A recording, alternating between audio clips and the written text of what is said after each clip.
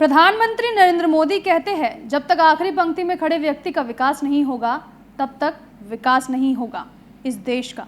और इसी कड़ी में कई संस्थाएं हैं, कई पीठ है जो कि हर तबके का विकास को लेकर काम करती है। बहरहाल इस कड़ी में थोड़ी सी जानकारी मैं आपको दे दूं कि संत रविदास, जिनके किस्से और कहानियां आप सब ने भी सुनी होगी, जिसमें साफ तौर पर कहा जाता है कि अधिकार सबके लिए बराबर है, कोई भी ऊंचा नीचा नहीं है, मानवता सर्वोपरि है। इसी कड़ी में एक अधिवेशन संत रविदास का कुरुक्षेत्र में हुआ। यह अधिवेशन 5वां अधिवेशन रहा और क्योंकि मैं अधिवेशन की चर्चा कर रही हूँ, ऐसे में जिस अधिवेशन को जिसने ऑर्गेनाइज कराया और इस अधिवेशन के जरिए समाज में क्या मैसेज देने की कोशिश की गई, इसके लिए मेरे साथ फिलहाल मौजूद है रविदासाचार्य सुरेश राठौर, जिनसे हम बात करते हैं। सुरेश जी, पहले तो आपका स्वागत है R9 न्यूज़ पर। अभिनंदन, श्री गुरु रविदासाय नमः। बिल्कुल, अभी हम गए थे आपके कार्यक्रम में, हमने शिरकत भी की थी, लगभग 2 दिन का ये कार्यक्रम भी चला। आपको क्या लगता है कि लगातार आप लोग जिस तरीके से ये अधिवेशन कर रहे हैं, समाज का हर तबके को आप जोड़ने की कोशिश कर रहे हैं, लेकिन अभी भी सवाल यही उठता है यहाँ पर कि जो व्यक्ति पिछड़ा है, जिस व्यक्ति का आर्थिक रूप से भी विकास नहीं हो पाया और सामाजिक रूप से भी, उसके लिए आप लोग क्या काम कर रहे हैं? देखिए, जब श्री गुरु रविदास जी के विचारों से ओतप्रोत होकर इस देश के संविधान निर्माता डॉक्टर भीमराव अंबेडकर जी ने संविधान लिखा, तो संविधान लिखने से पहले उन्होंने एक वाक्य लिखा कि ऐसा चाहूँ राज में मिले सबन को अन्न, छोट बड़े और सम बसे रविदास रहे प्रसन्न। यही वाणी पंडित दीनदयाल उपाध्याय जी ने अंत्योदय, अंतिम छोर के व्यक्ति तक सामाजिक समरसता की बात को करने के उद्देश्य से उन्होंने उत्प्रेरित किए। उसी को हम फॉलो करते हैं कि गुरु रविदास जी के अनुयायी होने के नाते या श्री गुरु रविदास इस महापीठ का राष्ट्रीय अध्यक्ष होने के नाते उन वाणियों का प्रचार, गुरु के बताए हुए संदेश, गुरबाणी और उन्होंने जो कृत्य किए हैं, उनके जीवन चरित्र की श्री गुरु रविदास कथा का हम मंथन करते हैं। और क्योंकि चर्चा लगातार आप कर रहे हैं कि वो बराबरी की बात करते हैं, मानवता की बात करते हैं, ये किस्से हमने कबीर जी के दोहे के जरिए भी समझे और संत रविदास की कहानियों के जरिए भी समझे। अब सवाल यहाँ पर ये उठता है कि एक बात कही जाती है, जिसकी जितनी भागीदारी उसकी उतनी हिस्सेदारी। इस बात से आप कितना सहमत है, खासकर उस समाज को लेकर जिसको लेकर आप चले हैं, जिसकी लगातार आप चर्चा करते हैं और विकास की आप बातें करते हैं? देखिए, हमारा उद्देश्य बिल्कुल स्पष्ट है। हम समाज की विषमताओं को दूर करना चाहते हैं, समाज में जो कुरीतियाँ फैली उसको दूर करना चाहते हैं, समाज के अंदर प्रलोभन देकर जो धर्म परिवर्तन की प्रथा चल रही उस पर विराम लगाना चाहते हैं। तरह तरह के आडंबर रचकर जो रविदास समाज के लोगों को, चमार समाज के लोगों को, चमर समाज के लोगों को, इसको अलग अलग दिशाओं में अलग अलग नामों से पुकारा जाता है। कहीं धूलिया कहते हैं, कहीं धूलिया कहते हैं, कहीं रोहित कहते हैं, कहीं चर्मकार कहते हैं, कहीं रविदास कहते हैं। तो ये अलग अलग नामों से, लेकिन श्री गुरु रविदास संप्रदाय के सब लोग आज देश के अंदर लगभग 17-18% हैं।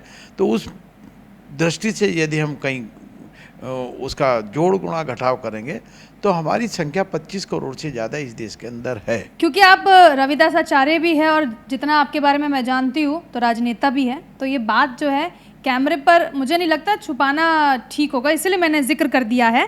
और ऐसे में मुझे एक सवाल आपसे यहाँ पर ये पूछना है, सर्वजन हिताय सर्वजन सुखाय लगातार चर्चा होती है, कई बड़े बड़े नेता भी हैं जो इस बात की जिक्र भी करते हैं, मैं नाम नहीं लूँगी, आप समझ भी रहे इशारों में।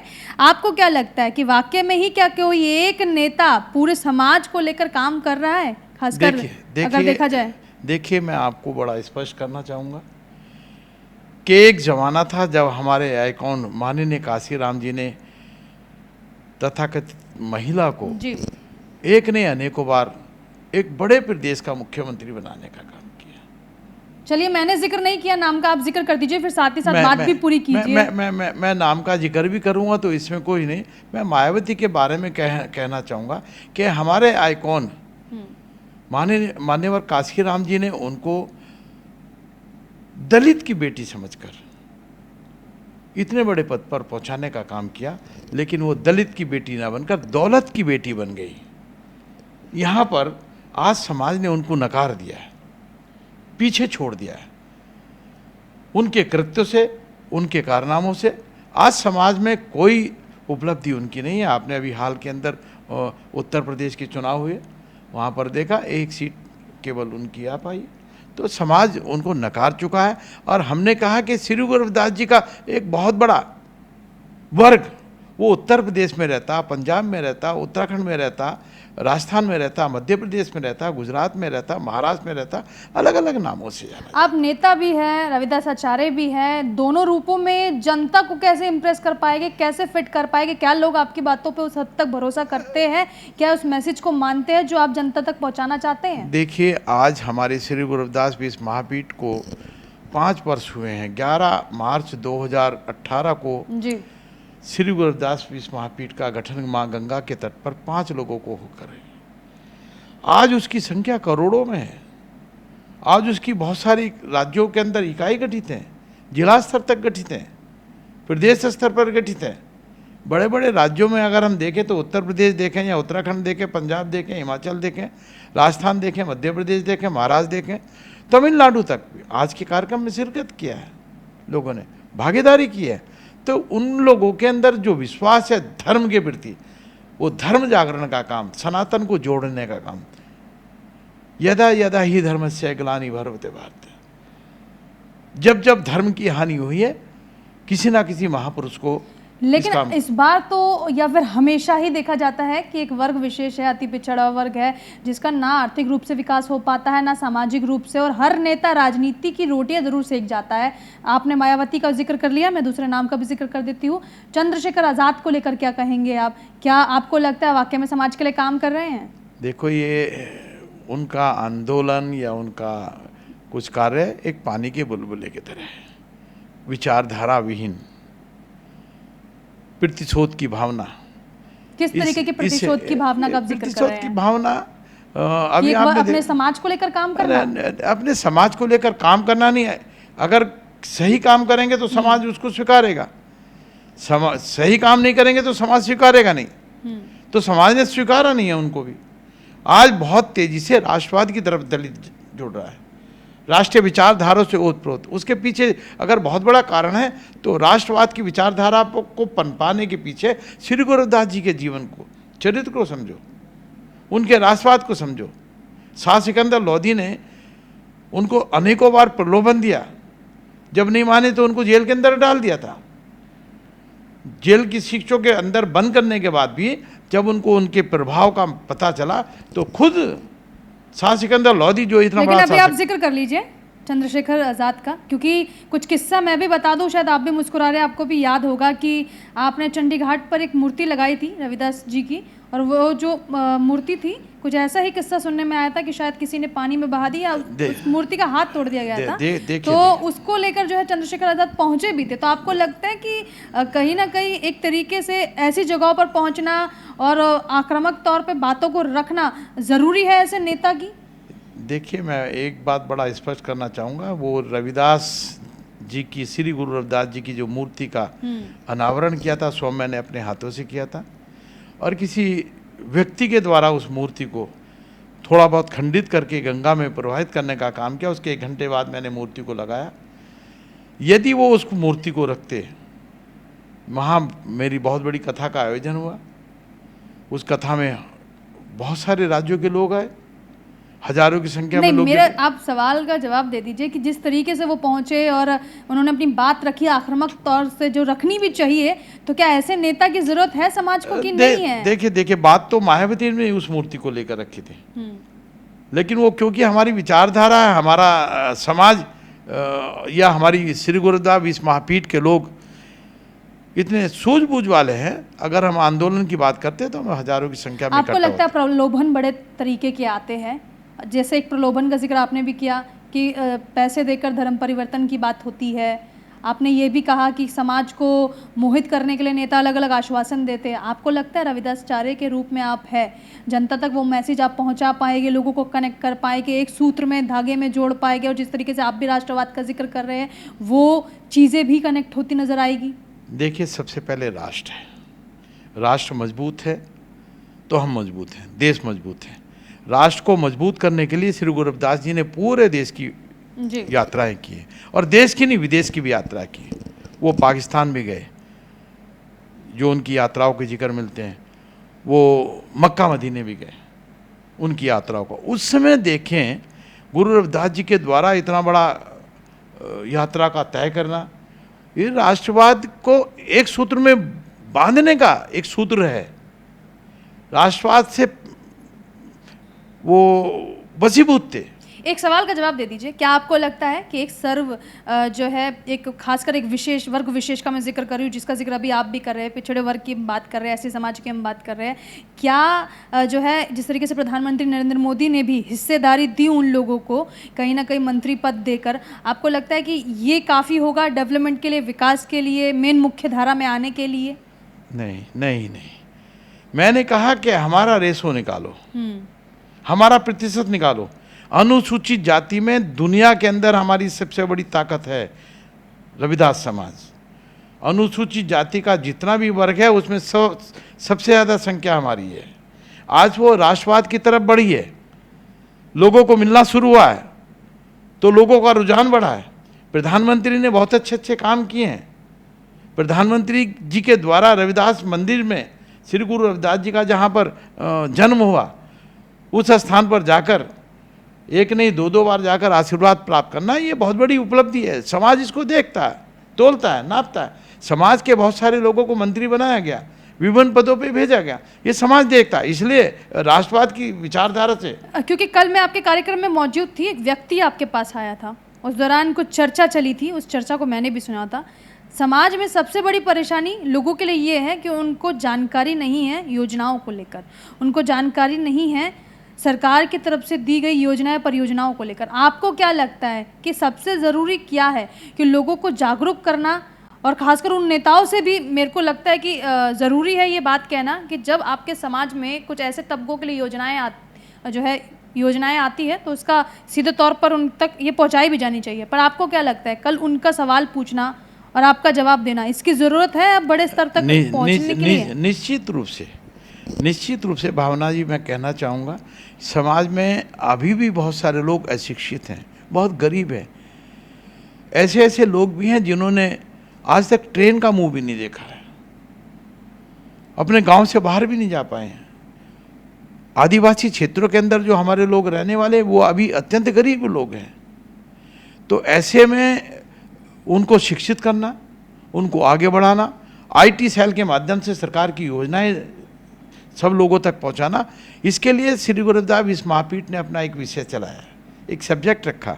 हम उसको जानकारी की दृष्टि से प्रत्येक राज्य में स्थापित करेंगे। आप मुझे बताइए, आप कैसे काम कर रहे हैं एक समाज को लेकर? क्योंकि आप बात तो सर्वजन हिताय और सर्वजन सुखाय की कर रहे हैं, लेकिन लगातार जो चर्चा है वो एक समाज को लेकर चल रही है। देखिए, आप सर्वजन हिताय की बात करेंगी तो सबके हित की बात हम समतामूलक समाज से करते हैं।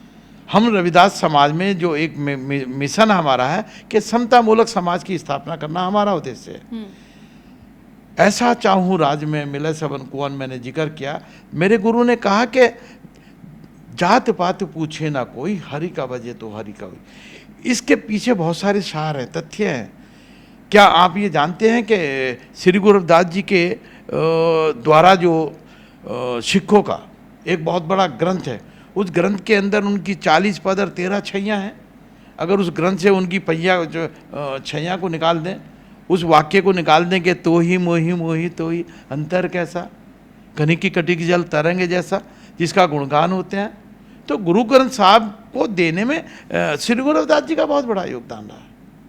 आप कभी कल्पना करके देखें, समाज का एक बहुत बड़ा वर्ग सिख भी है, वो सिख के रूप में आता है, लेकिन वो रविदास जी का प्रेमी है, रविदास जी को मानने वाला, उनकी पूजा करता, आस्था करता, संस्कार मिले, वो उसी तरह से गुरुमुखी की बात करेंगे। क्योंकि देखिए चर्चा बहुत लंबी हो जाएगी, शॉर्टकट में हम जल्दी जल्दी बातों को निपटाते हैं। कोई ऐसी 5 चीज़ें जिसको लेकर आप काम करना चाहे समाज में? देखिए 5 चीज़ें क्या, हम तो 10 चीज़ें भी आपको गिना देंगे, लेकिन शुरुआत में मुझे लगता है 5 ही काफ़ी है। देखिए हमने सबसे बड़ा जो है शिक्षा का विस्तार करना है। दोनों शिक्षा होनी चाहिए, दोनों शिक्षा से मतलब जो शैक्षिक विद्या है जी, वो भी जरूरी है बालक को। अगर हम शैक्षिक विद्या, सात्विक विद्या जिसको गुरुजी ने कहा था, जो विद्यालय में नहीं मिलती, वो घर में माता के द्वारा मिलती, पिता के द्वारा मिलती, भाई के द्वारा मिलती, बड़े भाई के द्वारा मिलती, अपने संस्कारों में मिलती, उस शिक्षा का होना भी जरूरी है। तो ये जब इसका आप टकराव देखेंगे, विद्यालय शिक्षा अलग होगा और सात्विक शिक्षा अलग होगा। जिसको गुरु रविदास जी ने पढ़ा वो विद्यालय राजनीति से तो आप जुड़े हुए हैं, मुझे लगता है इस पे आप बेहतर तरीके से और काम कर पाएंगे। निश्चित रूप से सामाजिक उत्थान होना चाहिए। दूसरा होता है समाज का उत्थान होगा, शिक्षा का विस्तार होगा तो सामाजिक उत्थान होगा। इस सामाजिक उत्थान में जब हम आगे बढ़ते हैं समाज के उत्थान की दृष्टि से, तो हम देखते हैं कि समाज के अंदर बड़ा अभी बैकवर्ड इलाका है, बैकवर्ड लोग हैं। बहुत सारी योजनाएं, केवल इतना नहीं है कि भरपेट भोजन मिले, उसके खाने के लिए अन्न भी चाहिए तो साथ में कपड़ा भी चाहिए, रोटी भी चाहिए, मकान भी चाहिए, शादी भी है, ब्याह भी है। स्वावलंबी बनना चाहिए। हम रोजगार की दृष्टि से उनको मजबूत बनाएं, नौकरी की दृष्टि से मजबूत बनाएं, उनको सुअवसर दें, जानकारी उपलब्ध कराएं। तो जब तक ये जानकारी उपलब्ध नहीं होगी तो तब तक मैं नहीं समझता गुरु रविदास जी के उस उद्देश्य को जो वो चाहते थे। जिस प्रकार के जात पात के फेर में हम लोग बंधे हैं और अभी आज भी अपने आप को पीछे महसूस कर रहे हैं, हम चाहते हैं सरकार की योजनाओं का पूरा लाभ उस गरीब तबके में भी पहुंचे, दलित समाज के उस चंवर वर्ग में भी पहुंचे जो आज भी जहां अंधेरा दिखाई देता। आपके विधानसभा क्षेत्र का थोड़ा जिक्र कर लेती हूँ, ज्वालापुर का थोड़ा सा जानकारी दे दीजिए कि क्योंकि एक वर्ग विशेष के लोग वहाँ से आते हैं, एक समाज के लोग वहाँ से आते हैं, उनके लिए आपने क्या काम किया है? बहुत सारे काम किए मैंने, अनेकों योजनाएं, बहुत सारे गुरु रविदास जी के नाम पर मैंने मंदिर बनाने का काम किया, आश्रम बनाने के काम किए, सड़कें बनाने के काम किए। जहाँ पीने के पानी की व्यवस्था नहीं थी वहाँ पीने के पानी की व्यवस्था कराई है। राजनीति और धर्म को कैसे लेकर चलने वाले हैं? बिल्कुल निश्चित रूप से धर्म, अगर आप धर्म के प्रति जागरूक हैं, आप समतामूलक समाज की बात करते हैं, आप सनातन की बात करते हैं, तो सनातन तो वो है जो सदा सदा चला है। श्री गुरु रविदास जी ने संपूर्ण जीवन सनातन धर्म का पालन किया है। वो भगवान राम में भी विश्वास रखते थे, वो ईश्वरवादी थे। वो चर्म शोधन का काम करते करते उन्होंने ईश्वर की प्राप्ति की, ये हमारे लिए क्या कम है? उनकी भक्ति से प्रसन्न होकर गंगा मैया उनकी कठौती में उत्पन्न होगी, ये क्या हमारे लिए कम है? उनकी भक्ति को देखते गंगा मैया उनके पिता की चिता में जब अग्नि देने के लिए गए तो काशी के अंदर उल्टा बहना शुरू कर दिया, आज भी वो प्रमाण है। तो ये क्या हमारे लिए कम है? ये गुरु रविदास जी की भक्ति जो अटूट श्रद्धा गुरु के प्रति हम समाज में होनी चाहिए, उसको उत्पन्न सारी बातों का जिक्र जो कर रहे हैं वो एक पर आके खत्म होती है और उसका नाम है इक्वालिटी यानी समानता। समानता को थोड़ा परिभाषित कर दीजिए, कैसे लोगों के बीच में इक्वालिटी लेकर आएंगे, कैसे मैसेज देंगे, लोगों तक कैसे पहुंचेंगे? देखिए, जब तक शिक्षित नहीं बनेंगे, शिक्षा का विस्तार नहीं होगा। हम अगर रविदास जी की बात करेंगे तो डॉक्टर भीमराव अम्बेडकर जी की बात भी करेंगे। जब जब देश के अंदर कोई जिम्मेदारी शूद्र समाज के कंधों के ऊपर पड़ी, आप त्रेता युग में चले जाएं, भगवान वाल्मीकि ने रामायण के रूप में पहला संविधान दिया। यानी कि हैं आप रविदासाचार्य सुरेश राठौर, लेकिन आप जो जिक्र कर रहे हैं वो सभी का कर रहे हैं। शूद्र समाज है। देखिए, महर्षि वेद व्यास जी हुए, महाभारत का खंड काव्य लिखा, जिस धरती पर हम बैठे हैं कुरुक्षेत्र में, ये धर्म क्षेत्र भी कहते हैं हम। उन्होंने गीता सार महाभारत का खंड काव्य लिखकर ये साबित कर दिया कि जब जब हमें अवसर मिले हमने किया। और कलयुग की बात करेंगे तो डॉक्टर भीमराव अम्बेडकर जी ने देश का संविधान लिखकर ये साबित कर दिया कि हम किसी से कम नहीं हैं। लेकिन उसके पीछे शिक्षा है, हम शिक्षा चाहते हैं। अति पिछड़ा और पिछड़े समाज पर चर्चा हो रही है, सर्वजन हिताय सर्वजन सुखाय की यहाँ पर बात हो रही है, बराबरी के लेकर मुद्दों की चर्चा हो रही है और ये भी समझने की कोशिश की जा रही है कि आखिर वो एक समाज जिसको लेकर हर राजनेता फायदा उठाता है, राजनीतिक रोटियां सेकता है, आखिर उस समाज का विकास कम होगा? क्योंकि जब सबसे निचले तबके का विकास होगा तभी बराबरी की बात होगी और फिर तब जाकर हम सबके विकास की चर्चा कर सकते हैं। यही मेरा सवाल है आपसे, क्या एक वर्ग विशेष के विकास को लेकर आप चर्चा कर रहे हैं या आप चाहते हैं कि सबको लेकर साथ चला जाए? देखिए, सबके विकास की बात करती है सरकार। जो हमारा वर्ग है वो अभी तक पिछड़ा क्यों है, आज समाज में उसका स्थान, उचित स्थान क्यों नहीं है, उस स्थान की लड़ाई है। उसको शिक्षित करने की लड़ाई है, उसको विकसित करने की लड़ाई, उसको स्वावलंबी बनाने की लड़ाई है। उसको उच्च स्थान पर कैसे पहुंचाया जाए, इसकी लड़ाई है। क्या ये देश की, आप समझे कि कहीं ना कहीं लोकतंत्र की पराकाष्ठा है कि इस देश को आज़ाद हुए इतने साल हो गए लेकिन अभी भी वो लड़ाई लगातार जारी है? हाँ, निश्चित लड़ाई जारी रहेगी। ये संघर्ष है, समाज के प्रति जागरूकता है। आज समाज के लोग, पढ़े लिखे लोग, IAS, IPS, PCS, IFS क्यों रविदास पीठ में आते हैं? रिटायर्ड जज क्यों रविदास पीठ में आते हैं? उनकी गुरु के प्रति अटूट श्रद्धा है, शक्ति है, भावना है, संस्कार मिले परिवार से, वो इसको जीवन समझते हैं अपना। गुरु का आपको क्या आशीर्वाद लगता है लोग जागरूक कैसे हो गए? राजनेता जो लगातार रोटियां सेकते हैं एक पर्टिकुलर धर्म को लेकर, तो कभी किसी जाति को लेकर, तो कभी किसी वर्ग को लेकर, ये कैसे भ्रम टूटेगा? देखिए, भ्रम तो लोगों के द्वारा फैलाया गया। लोग पहले कहते थे कि आप लोग हिंदू नहीं हैं, आपको तो हिंदू कोई मानता नहीं है। ये एक बहुत बड़ा दल था जिसने बहुत लंबे समय तक हमारे देश के अंदर राजनीति की, सत्ता की चाबी उसके हाथ में थी। हमारे समाज के अंदर सबसे ज़्यादा वोट उनको मिलता था। जगजीवन राम जी के कहने पर बहुत सारा वोट उनको मिलता था, लेकिन उन्होंने ये भ्रम पैदा करके रखा कि तुम्हें कोई हिंदू मानता नहीं। जबकि सबसे कट्टर हिंदूवाद की बात करेंगे, राष्ट्रवाद की बात करेंगे, सनातन की बात करेंगे, सनातनी परंपरा की बात करेंगे, तो रविदास समाज कट्टर हिंदूवादी रहा है। आप देखें देश और दुनिया के अंदर इतिहास को उठा के देख लें, भगवान राम के नाम पर सबसे ज़्यादा नाम अगर कहीं मिलेंगे तो रविदास समाज में मिलेंगे। जनता के बीच में कैसे पहुंचेंगे? यात्राओं का कोई आपने रूपरेखा तैयार निश्चित की रूप है? से आज के कैसे एजेंडे में मैसेज देंगे? निश्चित रूप से बहुत अच्छा सवाल है भावना जी। और आज हमने एजेंडा जो पास किया है, हमने करीब 7 चरणों की यात्राओं का हमने प्रारंभ किया। जम्मू कश्मीर से लेंगे, जम्मू कश्मीर के बाद में पंजाब लेंगे, पंजाब के बाद में हिमाचल लेंगे, और हिमाचल के बाद में चंडीगढ़ लेंगे। इस दौरे को यहाँ समाप्त करने के बाद में दूसरे चरण में हम उत्तराखंड लेंगे, और उत्तराखंड के बाद में 6 चरणों में उत्तर प्रदेश जाते हुए बड़ा एक कार्यक्रम हमारा लखनऊ में होगा जो उत्तर प्रदेश के लिए होगा, और तीसरा चरण हमारा बिहार के लिए होगा। बिहार से वेस्ट बंगाल तक की एक यात्रा होगी, वो तीसरा चरण होगा। चौथा चरण हमारा दिल्ली से प्रारंभ होगा, जो दिल्ली से होते हुए जयपुर जाएगा। जयपुर के बाद में मध्य प्रदेश इंदौर में बड़ा कार्यक्रम होगा। अगला 5वां चरण जो होगा हमारा अहमदाबाद से होगा। अहमदाबाद से प्रारंभ करने के बाद में हम सूरत होते हुए उसको महाराष्ट्र के 2-3 स्थानों पर बड़ा कार्यक्रम करेंगे, और बम्बई के अंदर एक राष्ट्रीय अधिवेशन करेंगे। इस तरह से अगला जो कार्यक्रम होगा वो गोवा और आंध्रा और कर्नाटक। क्योंकि रविदास पीठ की मैं लगातार चर्चा कर रही हूँ, आप खुद रविदास आचार्य है, एक बड़ी उपाधि आपके पास है। लगभग जो है पीठ के जरिए कितने लोगों को जोड़ा गया है, और कैसे पूरे भारतवर्ष में जो है रविदास समाज के लोगों को एक करने की आप लोगों की तैयारी है, और कैसे इस पर आप लोग काम कर रहे हैं? देखिए, सदस्यता अभियान भी हम प्रारंभ कर रहे हैं। अभी तक हमारे पास जो नेट से जुड़े हैं, हम IT सेल बना रहे हैं। IT सेल के माध्यम से उनका संकलन करेंगे। जहाँ तक हमारे पास आज आंकड़े इकट्ठा होकर आए हैं, 2000 लोगों के द्वारा श्री गुरु रविदास जी की PhD करने का साक्ष्य हमें मिले। जिन लोगों ने 2000 ऐसे हमारे डॉक्टर बने हैं PhD जिन्होंने गुरु रविदास जी की किया, उसकी जिम्मेदारी हमने गौतम बुद्ध नगर के कार्यकर्ता की जिम्मेदारी लगाई है, वो हमारे आंकड़े देंगे। हमने जो अपना शोध का काम है, श्री गुरु रविदास विश्व महापीठ के द्वारा जो शोध है, कहाँ कहाँ गुरु के चरण पड़े, कहाँ कहाँ उनकी वाणी है, कौन से पद हैं, कौन सी छैयाँ हैं, इन सब का संकलन भी करना।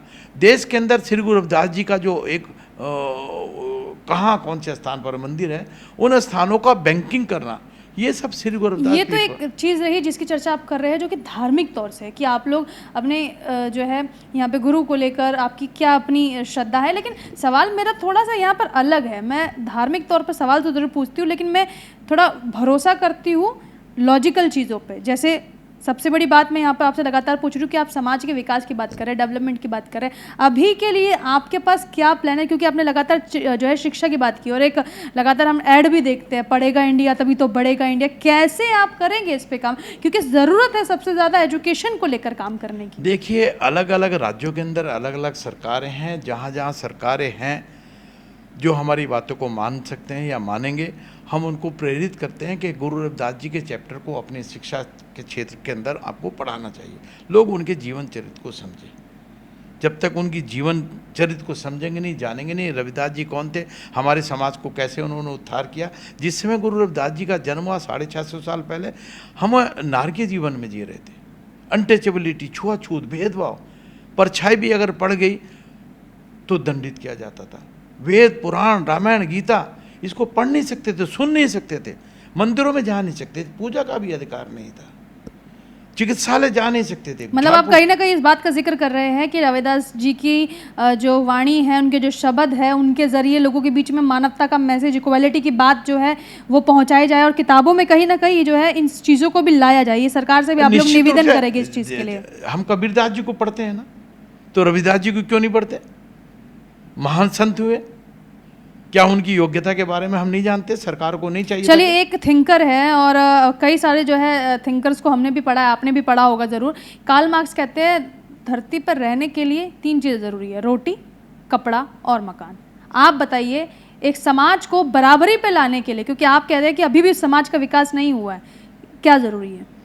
देखिए, जो योजना है तेजी से लागू करनी चाहिए। मैं माननीय प्रधानमंत्री नरेंद्र मोदी का ध्यान भी आकर्षित करना चाहूँगा आपके माध्यम से कि जो हमारे वर्ग के अंदर मकान आपके द्वारा दिए जा रहे हैं उसकी तेज़ी से बढ़ाई जानी चाहिए, गति बढ़ाई जानी चाहिए। जब हम इतना डेवलपमेंट करते हैं, आज भी जहाँ फूस के मकान में लोग रहते हैं, जहाँ शौचालय हमने तेज़ी से बनाए। आप बात उन लोगों की भी कर रहे हैं जिनका आर्थिक रूप से शायद विकास नहीं हुआ है। जी, निश्चित रूप से जिनका आर्थिक रूप से विकास नहीं हुआ वो योजना के पूरे लाभ को नहीं ले पाए। क्योंकि लगातार हम देखते हैं जब चर्चाएं चलती है तो एक धर्म विशेष को लेकर, ये एक जाति विशेष को लेकर चलती है और ये कहा जाता है कि उस वर्ग का डेवलपमेंट करना जरूरी है, जिसकी चर्चा आपने भी की है। लेकिन अब सवाल तो मेरा यहाँ पर ये खड़ा होता है कि कई समाज के लोग ऐसे भी हैं जो कि बहुत स्वर्ण वर्ग से भी आते हैं, सवर्ण वर्ग से भी आते हैं, मतलब सक्षम लोग हैं, लेकिन कई ऐसे लोग हैं जो उसी वर्ग से लेकिन सक्षम नहीं है, जिनका आर्थिक रूप से विकास नहीं हुआ। क्या उन लोगों के लिए भी आप लोग काम करने के लिए तैयार हैं? निश्चित रूप से उनको भी लाभ मिलना चाहिए। सरकार की सारी योजनाओं का लाभ उनको भी मिलना चाहिए। सामाजिक स्तर पर उनका भी विकास होना चाहिए, राजनीतिक स्तर पर उनका भी विकास होना चाहिए। यानी कि बूंद बूंद से घड़ा भरने के तैयारी है। निश्चित रूप से सबका साथ, सबका विकास, सबका विश्वास। हम जिस दल में काम करते हैं उसमें यही उद्देश्य है, समाज को समता। राजनीति धर्म को लेकर चलने में आपको लग रहा है निश्चित कि मेरे को कोई साइकिल का जो हवा है वो निश्चित रूप से वो निकल गई, हवा निकल गई। अगर राजनीतिक परिप्रेक्ष्य में देखें तो उनकी हवा निकल चुकी है। राष्ट्रवाद की विचारधारा पनपने लगी है और इस समाज में पनपी है। आपने देखा होगा उत्तर प्रदेश के अंदर, उत्तराखंड के अंदर 40-42% वोट इस समाज का मिला है। आगे भी मिलेगा और बढ़ेगा। लोगों ने विश्वास खो दिया जिनके साथ लगे थे। आइकॉन जो लेके चले थे, आप देखें आज वो सपना बिखर गया। बड़ी दुविधा है, इस सवाल का जवाब आपको दे देना चाहिए कि नेता तो बहुत बनते हैं लेकिन विकास के नाम पे तो सब सिर्फ एक मलाईदार पोस्ट लेके गायब हो जाते हैं। देखिए, अगर आप ये कहें कि अंबेडकर पार्क बनाने से विकास होगा, आप अपनी तस्वीरें लगाने से, बड़े बड़े हाथी के चित्र लगाने से विकास होगा, तो इसको मैं विकास नहीं मानता। विकास अगर वो करना चाहते तो क्षेत्र के अंदर विकास करते, प्रत्येक जनपद के अंदर दलितों के लिए, गरीब समाज के लिए, दबे कुचले समाज के लिए, जो किसी भी जाति का, किसी भी वर्ग का है, उनके लिए विशेष योजनाएं चलती। पंडित श्यामा प्रसाद मुखर्जी, पंडित दीनदयाल उपाध्याय, डॉक्टर भीमराव अम्बेडकर के सपनों को साकार करते हैं, अंत्योदय की योजना को लागू करते हैं। यही जो मान्यवर काशीराम जी चाहते थे कि अंतिम छोर के व्यक्ति तक जाए, यही पंडित दीनदयाल उपाध्याय चाहते थे। और ये हम भी सोचते हैं कि कोई भी हो, गरीब ब्राह्मण है, हमारी सरकार ने उसको आरक्षण दिया, 10% आरक्षण दिया, ऐसे लोगों को चुना तो हम उसकी प्रशंसा करते हैं। चलिए, मतलब उम्मीद करें कि इस कड़ी में आप जो है भविष्य में और बेहतर निश्चित रूप से हम प्रोत्साहित करते हैं। तो हम आपसे फिर जुड़ेंगे, निश्चित रूप से जानना भी चाहेंगे ग्राउंड जीरो पर जाके कि वाकई में जो आप कह रहे हैं निश्चित रूप से श्री गुरुदेव स्मारक, चाहे वो देश के किसी भी कोने में हो, कहीं भी बैठा हो, आपको मैं विश्वास दिलाता हूं कि वो एक एक कार्यकर्ता जो राष्ट्रवाद से प्रेरित है, देश के विकास में, देश की योजनाओं को लागू कराने में अपना पूरा योगदान पीठ के माध्यम से देगा, गरीब लोगों को आगे लाने का काम करेगा। उसका सामाजिक विकास, उसका राजनीतिक विकास, उसका धार्मिक विकास, उसको स्वावलंबी बनाना, उसको नौकरी तक पहुंचाना, उसको कारोबार में लगाना, इन योजनाओं को हमारा एक मोटिवेटर के रूप में काम होगा। और निश्चित रूप से ऐसे कार्य जब होते हैं तो समाज में उस संगठन की मेहनत बहुत है। हाँ, निश्चित रूप से हमारे पास बहुत बड़ा प्लेटफॉर्म बना है। सरकार की योजनाएं अलग अलग राज्यों में अलग अलग प्रकार से हम देंगे, उन तक पहुंचाएंगे। चलिए, मैं कार्यक्रम का क्योंकि समापन कर रही हूँ, बातचीत करेगी तो बहुत लंबी खींचेगी। जाते जाते कुछ आप कहना चाहे, कुछ सुनाना चाहे तो कैमरा आपके सामने है। ये भारतीय परंपरा है, जाति जाति में जात है, जो केलन के पात रविदास न माने जुड़ सके। तो ये जो संदेश है श्री गुरु रविदास जी का, एक एक शब्द जिसकी वाणी को आज भी हम गंगा की लहरों में खोजते हैं, कण कण में ढूंढते हैं, जो एक संस्कारों में मिला, तो हम तो उस पीपल राज को, वृक्ष राज को भी ईश्वर के रूप में मानते हैं। प्रत्येक पत्थर में भगवान को मानते हैं। पातले ब्रह्मा शाखे रुद्रे और तने महेश्वरे। आज इस कुरुक्षेत्र की भूमि पर R9 न्यूज़ के द्वारा जो ये साक्षात्कार लिया गया, मैं आप पूरी टीवी चैनल को, भावना जी के साथ जो हमारे कैमरामैन और पर्सन है, उनका बहुत बहुत अभिनंदन करता हूं कि ये धर्म क्षेत्र है और यहाँ से नई जागृति जानी चाहिए, धर्म का विकास होना चाहिए, सनातन को मजबूत होना चाहिए। रविदास जी के जितने भी अनुयायी हैं, जब वो धरातल पर उतर कर इस काम को आगे बढ़ाएंगे तो निश्चित रूप से देश के अंदर एक नई क्रांति आएगी। यही हमारा उद्देश्य है। चलिए, शुक्रिया हमसे बात करने के लिए, और पूरी बातें आपने सुनी, जिक्र भी सुना, तथ्य भी सुने और समझने की कोशिश भी की कि आखिर क्या एक समाज को लेकर चर्चा चली या फिर उस समाज को लेकर बात चल रही है जिसका आर्थिक रूप से विकास नहीं हो पाया, और फिर सबको साथ लाकर बराबरी पे विकास करने की यहाँ पर बात हुई। हर तरीके से देखा जाए तो यहाँ पर अब धर्म और राजनीति आपस में जुड़ते हुए नजर आते हैं, क्योंकि कहा जाता है कि धर्म और राजनीति एक दूसरे के ही पहलू है। ऐसे में ज़रूरत है समाज में सबको बराबरी पे लाने की, और जितने भी थिंकर या संत रहे सभी ने एक चर्चा की और उन्होंने कहा कि मानवता से सर्वोपरि शायद कुछ नहीं है। कुरुक्षेत्र के जरिए हमने आपको सुनाई रविदासाचार्य सुरेश राठौर की कहानी और किस्से, जो कि आपने सुने R9 न्यूज़ के माध्यम से। आज के साक्षात्कार के लिए बस इतना ही। फिर जुड़ेंगे नए व्यक्ति के साथ, नई शख्सियत के साथ, और उनसे भी सुनेंगे कुछ किस्से और कहानियाँ और समझेंगे कि समाज को लेकर कितना उन्होंने विकास किया है और आगे कि वो क्या सोचते हैं। कैमरा पर्सन दुर्गेश के साथ मैं भावना, R9 न्यूज़ कुरुक्षेत्र।